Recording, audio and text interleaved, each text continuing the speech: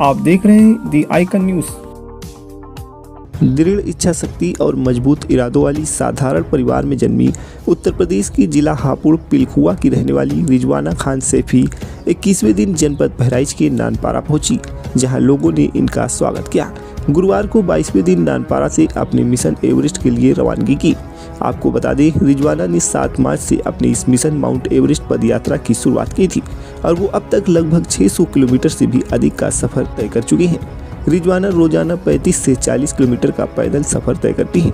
उनका सपना है कि उनके द्वारा शुरू किए गए अपने मिशन एवरेस्ट के सपने को साकार करें। वैसे तो उनके लिए एक बड़ी चुनौती है, लेकिन जब इरादे मजबूत हों और हौसले बुलंद हो तो कुछ भी नामुमकिन नहीं। रिजवाना इससे पूर्व 6 चोटियों को फतह कर चुकी हैं। रिजवाना एवरेस्ट की चोटी पर जाकर अपने देश के तिरंगे को फहराना चाहती हैं और अपने देश प्रदेश का नाम रोशन करना चाहती हैं।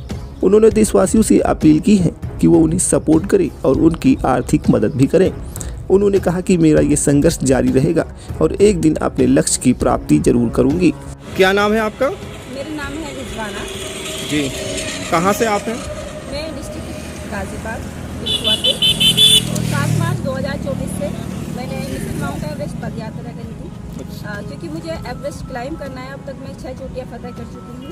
Mount Stok Kangri 6135 metre, mount Gola Kangri 6125 metre, mount Yunam 6111 metre, mount Dangmachan 5058 metre, mount Friendship peak 5289 metre, Kedarkantha winter trek, Phalud winter trek पता मैंने किया है। माउंटेन के अंदर जो कोर्स होते हैं, जैसे basic mountaineering course alpha A grade के साथ, advance mountaineering course alpha A grade के साथ पूरा किया है, basic skiing course alpha A grade के साथ पूरा किया है और advance skiing course alpha A grade के साथ पूरा किया है। मैंने बीए किया है इम्पैक्ट साइंटिफिक कॉलेज रामपुर से। मेरा जो मिशन है वो है पदयात्रा। मैंने इसलिए करी क्योंकि कई बार जब रास्ते आपको बने बनाए ना मिले तो रास्ते बनाने चाहिए। मैंने बहुत कोशिश करी कि मुझे फंड मिले। मैंने जितना प्रोसीजर कागजी कार्रवाई जो होती है वो मैंने की, लोगों से भी मिली, तो जो हुआ थोड़ा बहुत वो मैंने जमा किया, लेकिन थोड़े से नहीं, क्योंकि माउंट एवरेस्ट का जो खर्चा आता है वो करीब $50,000 का आता है। $11,000 तो परमिट की फीस है वहाँ। क्योंकि या तो मैं हार मान के एक बार घर बैठ जाती, लेकिन मैंने हार मानना स्वीकार नहीं किया। मैंने पैदल यात्रा करी क्योंकि मैं जानती हूँ कि हर कोई ना कोई मदद के रास्ते बनाएगा। हमारे देश में 140 करोड़ लोग हैं। अगर वो मुझे कुछ भी लोग मुझे सपोर्ट कर देंगे तो यकीनन मेरी एवरेस्ट की फीस भी जमा हो जाएगी और माउंट एवरेस्ट क्लाइम करके अपने देश का राष्ट्रीय तिरंगा वहाँ फहराकर अपने देश और प्रदेश का नाम रोशन करेंगे। क्योंकि मैंने ये ठाना है कि मुझे उस मुकाम तक जाना है। आपके अंदर ये इच्छा कहाँ से जगी कि हाँ हमको माउंट एवरेस्ट जाना चाहिए? इच्छा मेरी बचपन से थी, लेकिन सपोर्ट मुझे मेरे पापा ने किया। अच्छा, आपके साथ में आप ये कौन है? पापा है, मेरे चाचा हैं। अच्छा, पापा और चाचा साथ में हाँ, हैं। भाई चलते रहते हैं थोड़ा क्योंकि कई बार रोड पर अकेला थोड़ा मुश्किल सा हो जाता है, तो मैं चलती हूँ तो कभी कोई जैसे भी सपोर्ट करते हैं लोग, चलते रहते हैं। जब पड़ोसियों का क्या कहना था आपके इस फैसले से? स्टार्टिंग में तो कोई सपोर्ट नहीं करता क्योंकि चीज़ें समझ नहीं आती है। जैसे जैसे बढ़ते रहते हैं वैसे वैसे चीज़ें। अब से पहले मैंने बहुत से जैसे छोटे चोटियाँ में पता करती थी तो लोग जानते तो थे, लेकिन जब से मैंने पदयात्रा करी है तो लोग का सवाल था, अच्छा क्यों तुम पदयात्रा कर रही हो, पैदल क्यों चल रही हो, तुम्हारे पास तो नहीं है, तो ये वाला फील्ड छोड़ दो। लोग कहते थे कि जितनी चादर हो उतने पैर फैलाने चाहिए। ये कहावत मुझे बहुत लोग बोल रहे हैं, लेकिन चादर को बड़ी कर लेती।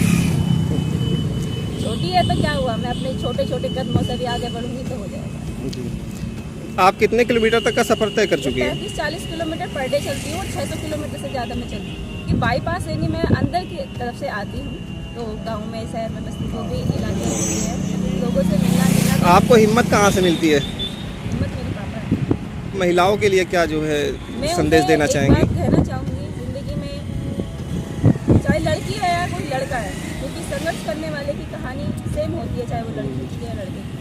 लड़कियों के लिए थोड़ा ऐसा होता है, चलो कोई बात नहीं, नहीं कर रहे बैठ जाओ, लेकिन लड़कों के लिए ऐसा होता है कि उनका जीवन ज़्यादा कठिन होता है, तुम्हें करना ही पड़ेगा, कोई ऑप्शन नहीं है। मैं लड़कियों के लिए इसलिए कहना चाहती हूँ कि हालात परिस्थितियाँ कैसी भी हों, लेकिन डटे रहना, क्योंकि हालात उस वक्त ज़्यादा ख़राब होते हैं जिस टाइम आप 99% अपनी मंजिल के पास हैं। पास भी है। मैं रास्ते में चलने वाली चीज़ों को भी फेस कर रही हूँ, फाइनेंशियल मैं बहुत ज़्यादा फेस कर रही हूँ। मैंने लोगों से कहा, अपने देश की जनता से मैंने अपील करी कि प्लीज़ आप मुझे सपोर्ट करें, सहयोग करें। आप जिस पर भी हैं, 1 रुपये तो डाल ही सकते हैं क्योंकि सभी लोग सक्षम हैं, ठीक है। तो अगर थोड़ा थोड़ा सा भी फंड करेंगे तो मेरी फीस जमा हो जाएगी और मैं उस मिशन को पूरा करूँगी। और ये मिशन मैंने इसलिए लिया था कि कल को ये ना हो कि पैसे की वजह से तुम रुकी या तुमने संघर्ष नहीं किया। पैसा नहीं हुआ लेकिन मेरा संघर्ष चालू रहेगा। और इस दुनिया में इतने सारे लोग हैं, किसी के पास तो मेरी आवाज़ पहुँचेगी। बिल्कुल 1 रुपया देने वाला भी बहुत महान है, क्योंकि मैंने भी महान कार्य करने की तैयारी हूँ। मेरा कुछ अपना निजी नहीं है, मैं लौटी भी तो नहीं भी लौटी, अगर मैं नहीं भी लौटी तो तिरंगे में लौटी। तो बड़ा कुछ नहीं है, क्योंकि संघर्ष में जितना कर रही हूँ मेरे लिए फल है, क्योंकि मैं एक उम्मीदवार हूँ कि अल्लाह ताला मेरे लिए रास्ते बनाएगा। और डर की बात यह है कि मैं राष्ट्रीय तिरंगे के साथ जा रही हूँ, तो मेरे लिए रास्ता बनाएगा। कभी हार मत मानना किसी भी मोड़ पर, चाहे वो लड़की है लड़का, लेकिन सबसे बड़ी बात है पेरेंट्स है। इस दुनिया में आपको कोई साथ दे या ना दे, लेकिन स्टार्टिंग में आपके पेरेंट्स आपके साथ। हम लड़कियां अगर शिक्षा पाकर, अगर जिस पर भी हम हैं, कोई भी पढ़ाई करी है तो उसे बंद ना करें, चालू करें अपने आप को, क्योंकि शिक्षा के माध्यम से हमें सम्मान मिलेगा। बिल्कुल हम सहारा दे सकते हैं, क्योंकि हम हमेशा ये कहते हैं कि मुझे सहारे की ज़रूरत है, लेकिन हम क्यों नहीं कहते कि हमें सहारा देना है, क्योंकि लड़के का भी जीवन उतना है, लड़कियों का भी जीवन उतना है। लेकिन साथ मिलकर चलें तो रास्ते बहुत आसान होते हैं, तभी हम जीत पाएंगे। हमारा समाज का विकास होगा, देश का विकास होगा, उन्नति की ओर हम बढ़ेंगे। अगर हमने शिक्षा नहीं ली तो हम बहुत पीछे हो जाएंगे, क्योंकि दहेज जैसी प्रथाएं आपको घेर के रखेंगी।